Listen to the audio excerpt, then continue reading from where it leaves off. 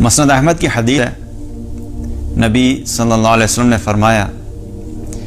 من شہد ان لا الہ الا اللہ مخلصا من قلبہ دخل الجنہ، جس شخص نے بھی خلوص دل سے یہ گواہی دی کہ اللہ کے سوا کوئی اور معبود برحق نہیں ہے تو وہ جنت میں داخل ہوگا۔ بڑی ہی موٹیویٹ کرنے والی حدیث، اور اکثر ہم جب اس حدیث کو سنتے ہیں تو فوراً ہماری آنکھوں کے سامنے ہماری جنت کے سرٹیفکیٹ گھومنا شروع ہو جاتے ہیں، کیونکہ ہم میں سے جو بھی مسلمان ہیں وہ اس کے اسلام میں آنے کی جو پہلی شرط ہے وہ یہی ہے، کلمہ پڑھنا، لا الہ الا اللہ محمد الرسول اللہ صلی اللہ علیہ وسلم، اشہد ان لا الہ الا اللہ واشہد ان محمد عبدہ ورسولہ۔ تو یہ تو مسلمان ہونے کی پہلی شرط ہے، کلمہ پڑھنا۔ اور اس میں بھی کیا پتہ لگتا ہے اس حدیث سے بھی کہ جس شخص نے یہ گواہی دی کہ اللہ کے سوا کوئی اور معبود برحق نہیں ہے تو وہ جنت میں داخل ہوگا۔ اب اس حدیث میں جو الفاظ ہیں وہ تو لگتا ہے کہ بس اس کا مطلب ہے کہ جی ہم نے سب نے کلمہ پڑھا ہوا ہے تو انشاءاللہ سیدھے جنت میں جائیں گے۔ دو چیزیں اس میں سمجھنے والی ہیں۔ پہلی چیز یہ کہ ہر مسلمان بالآخر ایک نہ ایک دن جنت میں ضرور جائے گا، تو یہ تو اللہ کا بہت بڑا احسان ہے ہمارے اوپر، چاہے وہ گناہ گار ہی کیوں نہ ہو لیکن بالآخر ضرور جنت میں جائے گا۔ اگر گناہ کرنے والا ہے، اللہ کی نافرمانی کرنے والا ہے، شرک نہیں کیا، اس نے ہے مسلمان لیکن شرک نہیں کیا، یہ بڑی امپورٹنٹ چیز ہے۔ اس کی زندگی ایسی گزری جو شرک سے پاک تھی، لیکن اس کے علاوہ اس نے اپنی زندگی میں بڑے گناہ کیے، شراب پیتا رہا، چوری کی، زنا کیا، لوگوں کا مال کھایا، جو بھی بڑے گناہ ہیں، بڑے بڑے گناہ، اور اسی حال میں بغیر توبہ کے دنیا سے چلا گیا، تو اپنے ان گناہوں کی سزا اس کو ملے گی، ان گناہوں کی وجہ سے وہ جہنم میں جائے گا، اور جب اس کی سزا پوری ہو جائے گی تو پھر اللہ سبحانہ تعالیٰ اس کو ایک نہ ایک دن جہنم سے نکال کے جنت میں بھیج دیں گے، کیونکہ تھا وہ مسلمان۔ تو اس کلمے کا ایک تو بہت بڑا فائدہ یہ ہے کہ اگر عمل نہیں بھی ہوا تو الٹیمیٹلی ایک دن ضرور جنت میں جائے گا، لیکن یہ چیز کہ یہ سمجھنا کہ نہیں صرف میں نے اب کلمہ پڑھا ہے اور میں نیک اعمال نہیں کروں گا اور میں گناہ کروں گا تو مرنے کے بعد سیدھا جنت میں جاؤں گا، تو یہ چیز اپنے ذہنوں سے میں نکال دینی چاہیے۔ دوسری بات کیا ہے،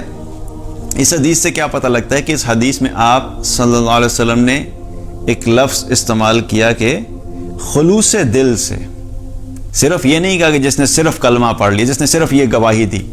بلکہ فرمایا خلوص دل سے، یعنی دل میں اس کے خلوص تھا، یقین تھا، اور وہ کہتا تھا کہ اللہ کے سوا کوئی اور معبود برحق نہیں۔ یعنی اس کا کیا مطلب ہے کہ وہ اس چیز کی گواہی دیتا ہے کہ اگر کوئی عبادت کے لائق ہے تو صرف اور صرف اللہ سبحانہ تعالیٰ ہے۔ اب یہ گواہی زبان سے ہوئی، زبان سے دینے کے بعد دل میں اس کے خلوص تھا، یقین تھا، تو جس انسان کے اور جس مسلمان کے دل میں یہ یقین ہوگا، آپ خود سوچئے کہ کیا وہ مسلمان اللہ کے سامنے کھڑا نہیں ہوگا؟ کیا وہ اللہ کی بندگی نہیں کرے گا؟ کیونکہ خلوص دل ہونے کا مطلب کیا ہے؟ مطلب یہ ہے کہ جب اس کو یقین ہے کہ اللہ میرا رب ہے تو پہلی چیز یہ سوچے گا کہ پھر جو میرا رب ہے، جو معبود ہے، اس نے مجھے کہا کیا ہے، اس نے مجھے دنیا میں بھیجا کیوں ہے، اس نے مجھ سے کیا کرنے کا حکم دیا ہے، اس نے مجھے کن چیزوں سے رکنے کا حکم دیا ہے۔ تو جس کے دل میں یہ یقین ہوگا تو پھر اس کی زندگی میں اطاعت بھی ہوگی۔ اور اگر دل میں یقین نہیں ہے اور خلوص نہیں، اور صرف زبان سے صرف لا الہ الا اللہ لا الہ الا اللہ لا الہ الا اللہ چلے جا رہا ہے، تو یہ ذکر کے اعتبار سے اس کا اجر تو مل جائے گا، لیکن اگر دل میں خلوص نہیں ہے اور یقین نہیں ہے تو آپ کی زندگی میں اس کا اثر نظر نہیں آئے گا۔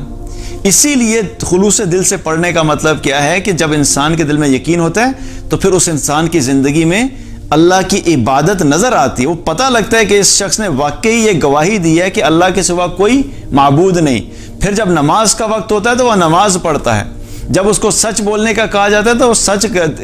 سچ بولتا ہے، جب اس سے جھوٹ سے رکنے کا کہا جاتا ہے تو جھوٹ سے رکتا ہے، جب اس کو پردہ کرنے کا کہا جاتا ہے تو پردہ کرتی ہے، جب اس کو گالیوں سے بچنے کا کہا جاتا ہے تو گالیوں سے بچتا ہے، جب اس کو شراب سے بچنے کا کہا جاتا ہے تو شراب سے بچتا ہے، جب اس کو زنا سے بچنے کا کہا جاتا ہے تو زنا سے بچتا ہے، کیونکہ سارے احکامات کہاں سے آ رہے ہیں؟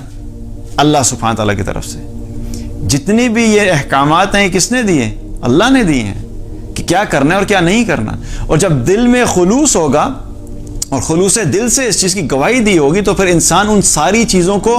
اپنی زندگی میں عمل بھی کرے گا کہ میں نے جب اللہ کو اپنا معبود مانا ہے تو پھر میں نے اللہ کی بھی ماننی ہے، اور پھر وہ اللہ کی ہر بات کو ماننے کی کوشش کرے گا کیونکہ اس کے دل میں یقین ہوگا۔ تو کیا ہے کہ اس کلمے کا سب سے بڑا فائدہ یہ ہے کہ ایک نہ ایک دن تو ضرور جنت میں داخل ہوگا، اور دوسری چیز کیا ہے کہ خلوص دل سے جب ہم اس کلمے کو پڑھیں گے تو ہماری زندگی میں اللہ کی اطاعت آئے گی، اور اللہ کی اطاعت بھی جو ہے ہمارے لیے آخرت میں نجات کا ذریعہ بھی بنے گی اور ہمارے لیے جنت میں جانے کا سبب بھی بنے گی۔